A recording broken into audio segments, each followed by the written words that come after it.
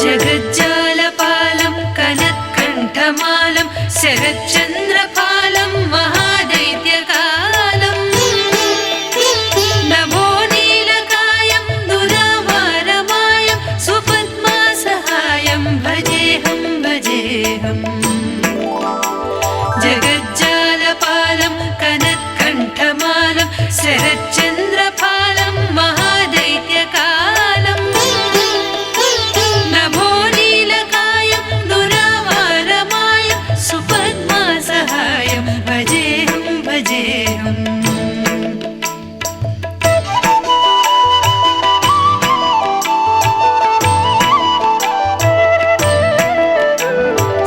सदाम्भोधिवासं गलत्पुष्पहासं जगत्सन्निवासं शतादित्यभासं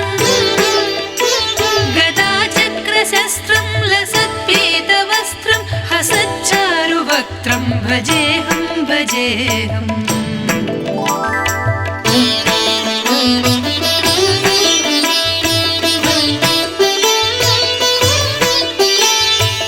रमाकण्ठहारं श्रुतिव्रातसारं जलान्तर्विहारं धराभारहारं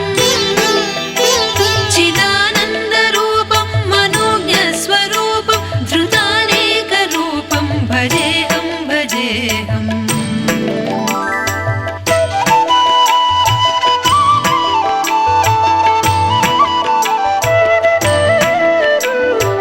जराजन्महीनं परानन्दपीनं समाधानलीनं सदैवानवीनं जगज्जन्महेतुं सुरानीककेतुं त्रिलोकैकसेतुं भजेऽहं भजेऽहम्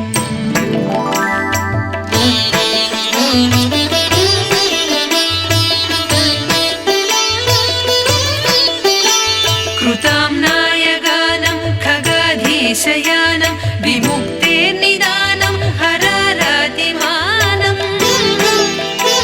स्वभक्तानुकूलं जगद्वृक्षमूलं निरस्तार्थशूलं भजेऽहं भजेऽहम्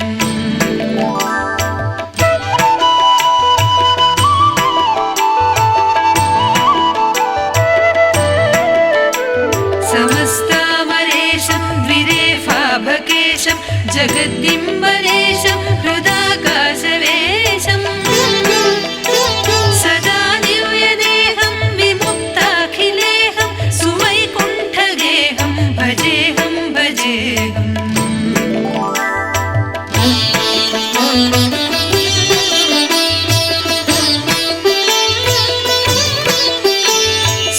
सुरालीबलिष्ठं त्रिलोकीवरिष्ठं गुरूणाङ्गरिष्ठं स्वरूपैकरिष्ठं सदा युद्धधीरं महावीरवीरं भवाम्भोधितारं भजेऽहं भजेऽहम्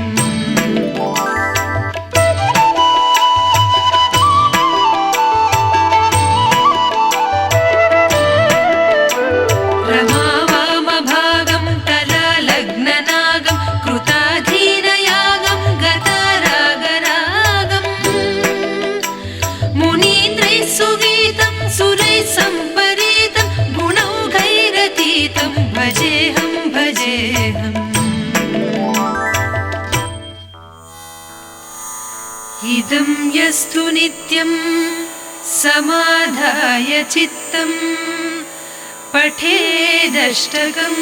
कष्टहारं मुरारेः स विष्णोर्विशोकं ध्रुवं याति लोकं जराजन्मशोकं पुनर्विन्दतेनो इति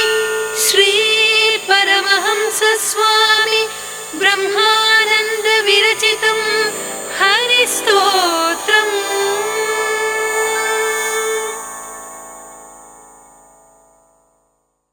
शेषाचलं समासाद्य कस्य पाद्या महर्षयः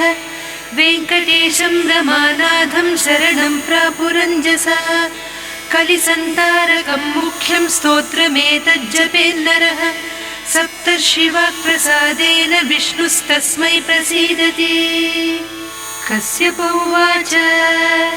कादिह्रीमन्तविद्यायाः प्राप्यैव परदेवता कलौ श्रीवेङ्कटेशाख्यातामहं शरणं भजे कादिह्रीमन्तविद्यायाः प्राप्यैव परदेवता कलौ श्रीवेङ्कटेशाख्यातामहं शरणं भजे अत्रिरुवाच अकारादिक्षकारान्तवर्णैर्यः प्रतिपाद्यते कलौ स वेङ्कटेशाख्यः शरणं मे उमापतिः अकारादिक्षकारान्तवर्णैर्यः प्रतिपाद्यते कलौ स वेङ्कटेशाख्यः शरणं मे उमापतिः भरद्वाज उवाच भगवान् भार्गवीकान्तो भक्ताभीप्सितदायकः भक्तस्य वेङ्कटेशाख्यो भरद्वाजस्य मे गतिः भगवान् भार्गवीकान्तो भक्ताभीप्सितदायकः भक्तस्य वेङ्कटेशाख्यो भरद्वाजस्य मे गतिः विश्वामित्र उवाच विराट् विष्णुर्विधाता च विश्वविज्ञानविग्रहः विश्वामित्रस्य शरणं वेङ्कटेशो विभुः सदा विराट् विष्णुर्विधाता च विश्वविज्ञानविग्रहः विश्वामित्रस्य शरणं वेङ्कटेशो विभुः सदा गौतम उवाच गौर्गौरीशप्रियो नित्यं गोविन्दो गोपतिर्विभुः शरणं गौतमस्यास्तु वेङ्कटाद्रिशिरोमणिः गौर्गौरीशप्रियो नित्यं गोविन्दो गोपतिर्विभुः शरणं गौतमस्यास्तु वेङ्कटाद्रिशिरोमणिः जमदग्निरुवाच जगत्कर्ता जगद्भर्ता जगद्धर्ता जगन्मयः जमदग्नेः प्रपन्नस्य जीवेशो वेङ्कटेश्वरः जगत्कर्ता जगद्भर्ता जगद्धर्ता जगन्मयः जमदग्नेः प्रपन्नस्य जीवेशो वेङ्कटेश्वरः वसिष्ठ उवाच वस्तु विज्ञानमात्रं यन्निर्विशेषं सुखं च सत् तद्ब्रह्मैवाहमस्मीति वेङ्कटेशं भजे सदा वस्तु विज्ञानमात्रं यन्निर्विशेषं सुखं च सत् तद्ब्रह्मैवाहमस्मीति वेङ्कटेशं भजे सदा सप्तर्षिविरचितं स्तोत्रं सर्वदा यः पठेन्नरः सोऽभयं प्राप्नुयात् सत्यं सर्वत्र विजयी भवेत्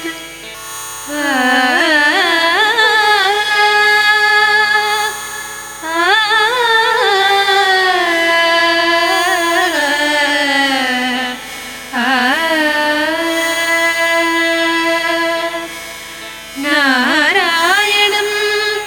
परब्रह्म सर्वकारणकारणं प्रपद्ये वेङ्कटेशाख्यं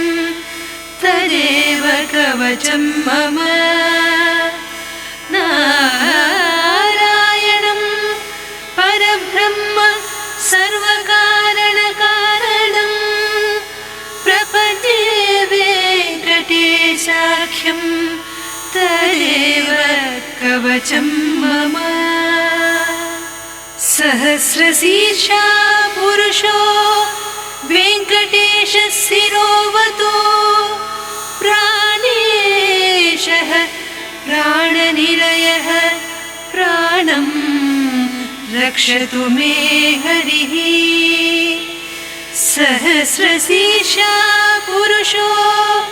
वेङ्कटेशः शिरोवतो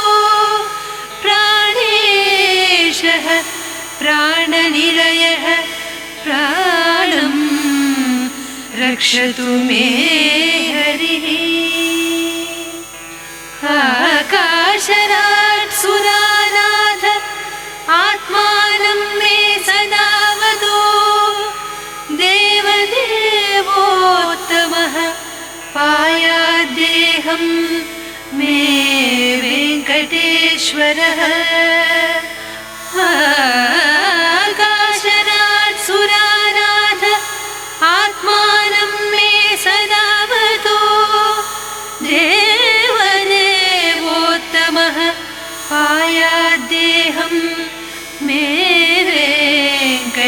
वेङ्कटेश्वरः सर्वत्र सर्वकालेषु मङ्गाम्बाजानिरीश्वरः पालयेन्मामकं कर्मसाफल्यं नः प्रयच्छतु सर्वत्र सर्वकालेषु मङ्गाम्बाजानिरीश्वरः पालयेन्मामकं कर्मसाफल्यं नः प्रयच्छतु ययेतद्वज्रकवचमभेद्यं वेङ्कटेशितुः सायं प्रातः पठेन्नित्यं मृत्युं तरति निर्भयः इति मार्कण्डेयकृत वेङ्कटेश्वर वज्रकवचं सम्पूर्णम्।